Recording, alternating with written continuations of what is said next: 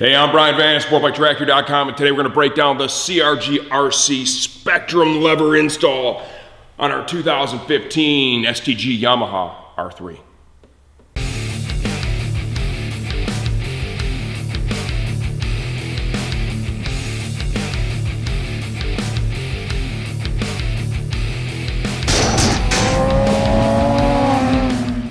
Okay, odds are if you come to our website often, you follow our YouTube channel, you've probably seen or heard about my Truth About Motorcycle Levers video that we have out there, where we showed you these MZS levers, right? And there's other levers that are like this. These are available on Amazon and eBay, and you know, man, they're stupid cheap. I mean, they're literally like 35, 40 bucks a set.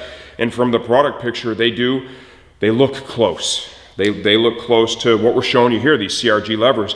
The reality is, well, they're not. The tolerances are way off, and with this set of levers I hold here in my hand, these actually caused a customer's bike to lock the front brakes. He was lucky he didn't fall down, but after posting this video, there are now a ton of comments in that video, of course, about how I'm an idiot, my shirt's too tight. That's always there. That's like a static value, but there's a ton of comments where other riders are saying, I put those on my bike and my front brake locked.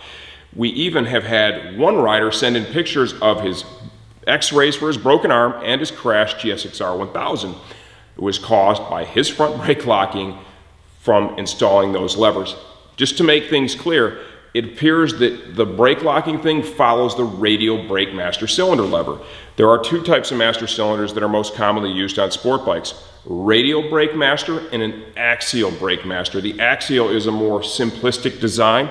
That is what we have here on the Yamaha R3. We have not, at this point, seen or heard about any brake locking associated with those super cheap levers with axial brake masters.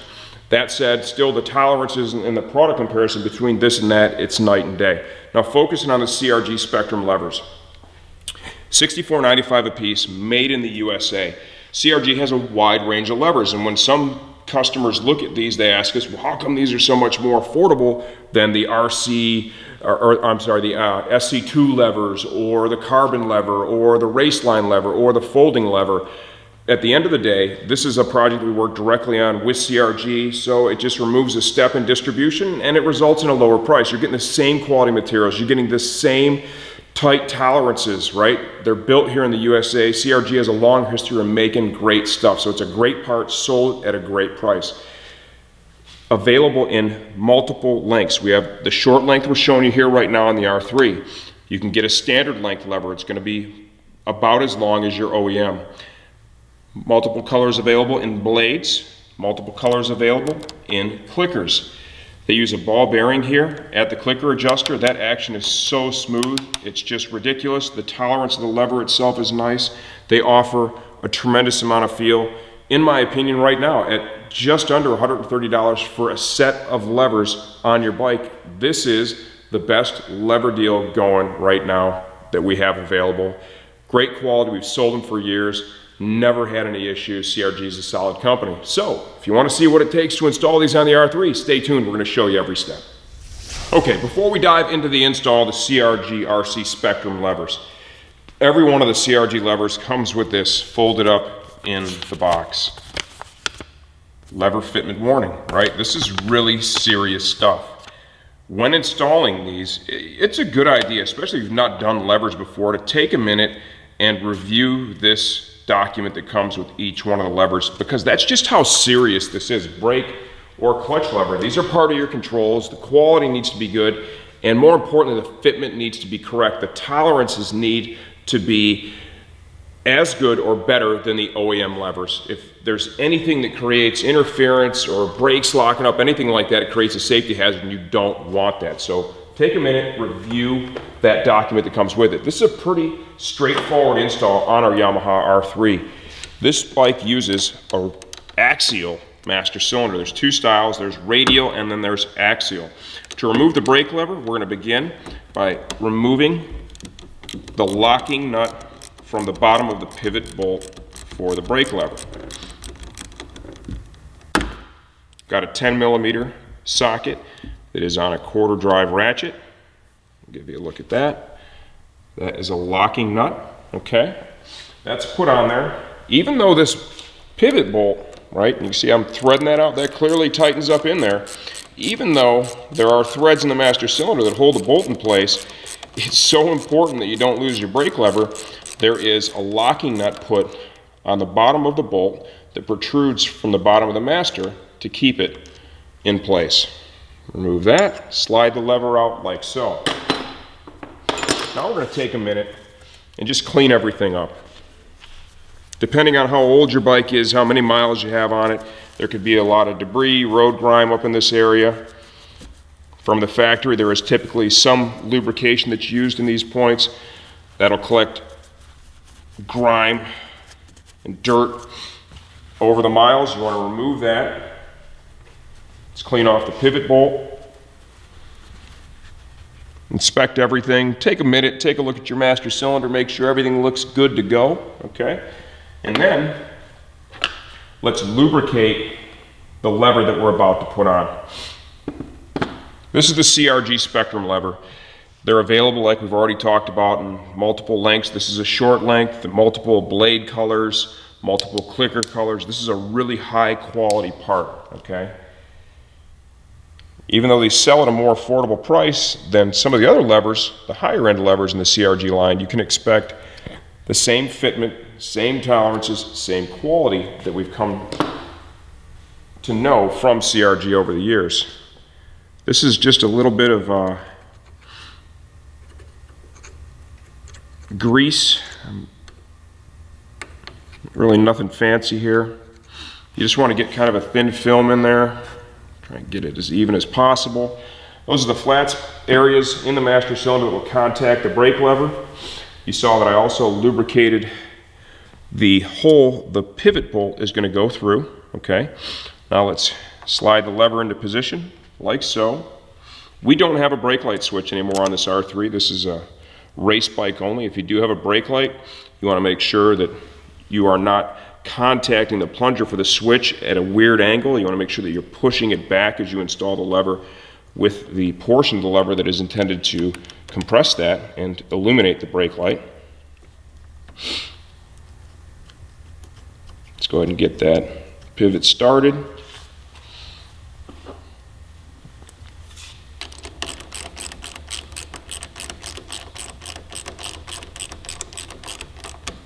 We'll go ahead and torque this down. Now before we go any further, let's make sure everything is moving freely, which it is. Returns, everything's good. Tolerance feels good. Now the lock nut. You want to make sure that the locking portion of the nut is facing away from the master cylinder. It's going to allow it to do its job. Go ahead and thread that on there. Now we'll use that quarter drive ratchet along with a backup wrench.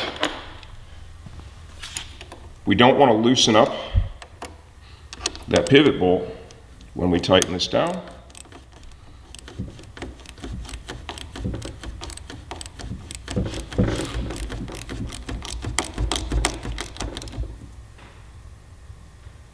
Snug that up. Got just a little bit of excess grease here. Wipe that out. Now double check, triple check your work. If you want to adjust the angle of the levers, of course, you can loosen up your master cylinder, put a different angle to it. Once we're done with levers on both sides, we'll go ahead and sweep the bars back and forth and double check our clearances. But make sure the action right now, the brake lever is good. Check the adjuster. That's working as designed, super smooth, great brake lever for sure. Now let's go over and do the clutch. Okay, odds are this is going to look a little different than the install on your R3. This is the OEM clutch perch. Over the summer, we were down at Barber riding, man, minivan crashed the bike and he broke the clutch lever off. I had a different clutch perch in my spares box. I just put that on the bike and we just kind of left this as is. Now to install the Spectrum lever, we need to reuse the OE clutch perch, so I reinstalled it on the bike. To remove the clutch lever, there's a couple of things we need to do.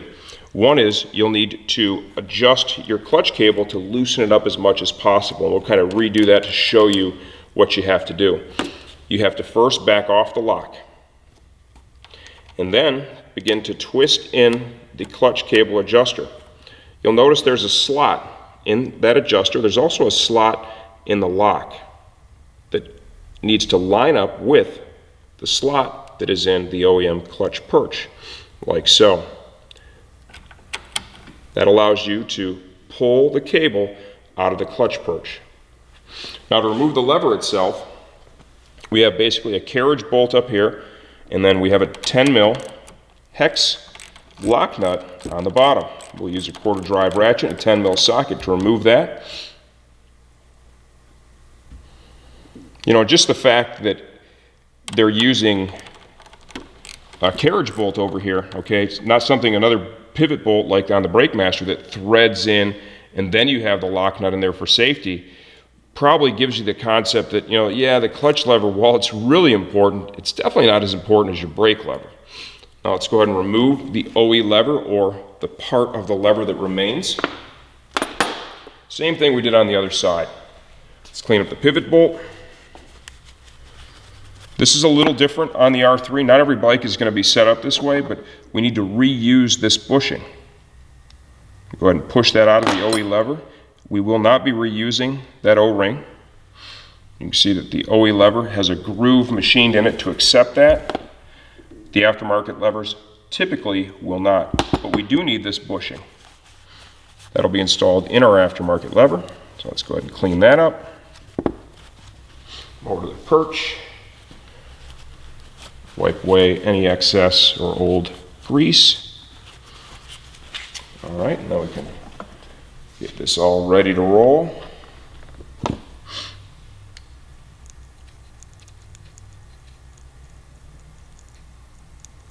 I like to use this old screwdriver that I ground the head off of. Just helps to get a thin film of grease in there.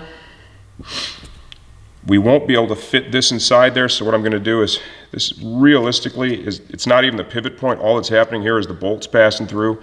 So we're just going to kind of put just a little bit of grease on the top. I get a little film of it in here. We've also removed the clutch switch from the R3, okay? So this is going to look a little different than your bike on both the brake and the clutch side at this point, if yours is still a street bike. Let's go ahead and slide this in. Clutch lever.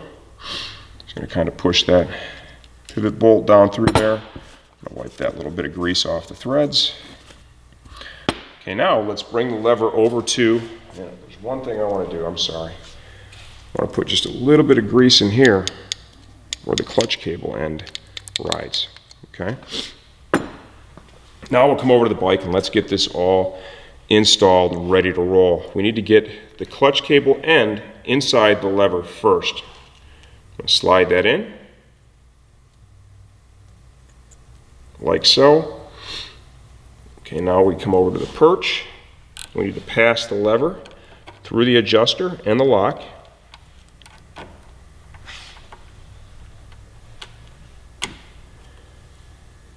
Then rotate it into position and slide it into the perch. Remember, if you still have your clutch switch on there, you need to be cognizant of the plunger for the clutch switch, making sure that you're not contacting it at some strange angle, putting a bunch of pressure on it. You could break it. Put the carriage bolt back through, like so. Let's get our lock nut. Just like on the brake side, you want to make sure the locking portion of the nut faces away from the clutch perch.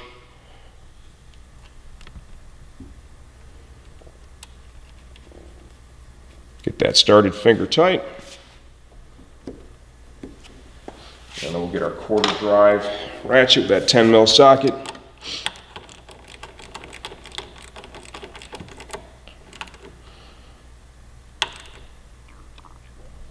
Snug that up. Make sure everything is moving freely. Now, on the clutch side, here's the most important step, and that's adjusting the clutch cable. If you don't do this right, if you over adjust it so that it's so tight, there's no gap at all, right? No free play. What's going to happen is your clutch never has the opportunity to fully engage. The frictions in the steels are never fully engaged with full pressure, right? And under acceleration, it can begin to slip. Once it begins to slip, it doesn't take long before the clutch is totally smoked. So it's really important that you do this step correctly. If you're going to err to any side, err to having too big of a gap here, so that way at least your clutch is fully engaged. To reduce that gap, we're going to lengthen the outer body of the clutch cable, okay, with the adjuster. And from here, every rider has a different preference. Some riders like a bigger gap, some riders like the smallest gap possible. Now that we have a lever that's adjustable, okay, we're able to adjust the gap between the lever blade and the grip. You can dial in the moment when that clutch engages first, okay, so that makes it easier. You don't have to be as precise here with that gap. So I'm probably going to roll right about there. We'll fine tune as we ride it. You want to make sure you really get that lock snugged up nicely, just like we did on the brake side. Let's take a good look at everything and make sure that it's moving freely. There's no conflict. If we want to adjust the angle or the position of this, we can do that now. I want this lever to come in a little more inboard. I'm going to loosen up the perch.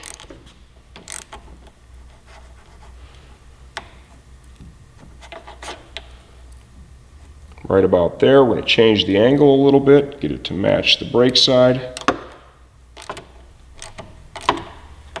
Okay.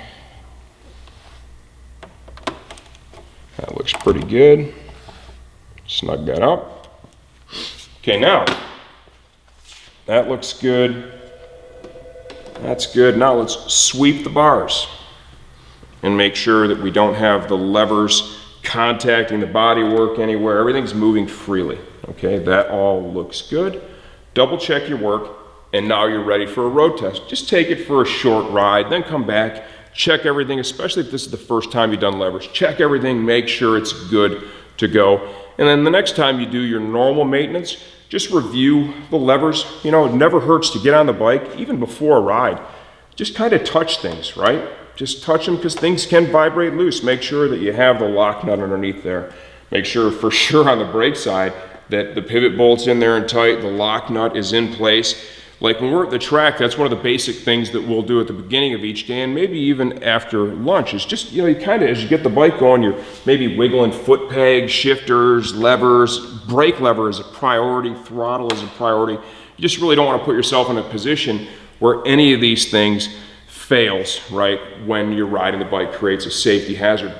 There you have it. There is the install procedure. These Spectrum levers are a great value at $64.95 a piece. I think it gives a really good alternative to those super cheap, horrible quality knockoff levers that are all over Amazon and eBay. Can you save some money with those? Yes. Will you get the same level of quality with those that you get with these? The answer to that is a hard no, not even close.